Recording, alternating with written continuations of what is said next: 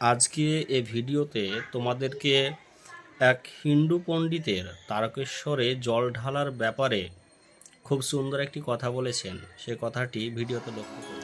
তারকেশ্বরে জল ঢালতে গিয়েছে বাবার মাথায়, হুগলি জেলায় তারকেশ্বর ধাম। অনেকে যায় এখান থেকে, যেখান থেকে জলটা তুলতে হয় ওই জায়গাটার নাম হচ্ছে শেওড়াপুলি। শেওড়াপুলি থেকে জল তুলে তারকেশ্বরের দূরত্ব হচ্ছে 40 কিলোমিটার। পায়ে হাঁটতে হয়, পা দিয়ে রক্ত বেরিয়ে যায়, ধুলি উঠে যায়। আমি তারকেশ্বরে কীর্তনে গিয়ে একটা ছেলেকে ডেকে জিজ্ঞাসা করেছিলাম, হ্যাঁ গো ভাই, বলে কি কোথায় যাচ্ছ? বলে তারকেশ্বর। কেন? বলে বাবার মাথায় জল ঢালতে। কেন যাচ্ছ? বলে যাতে বউ ছেলে মেয়েগুলো ভালো থাকে। উত্তর দিচ্ছি, আমি ওকে বলেছিলাম কোনোদিনও নিজের বাবাকে এক বালতি স্নানের জল তুলে দিয়েছ? ও দাঁড়িয়ে পড়েছে, হ্যাঁ আপনি কি বলছেন? কি আমি জোরে বলিনি, আসতেই বলছি। তোমার ঘরে যে বুড়ো বাবা আছে? বলে হ্যাঁ আছে। না গেছে? বলে মরে গেছে।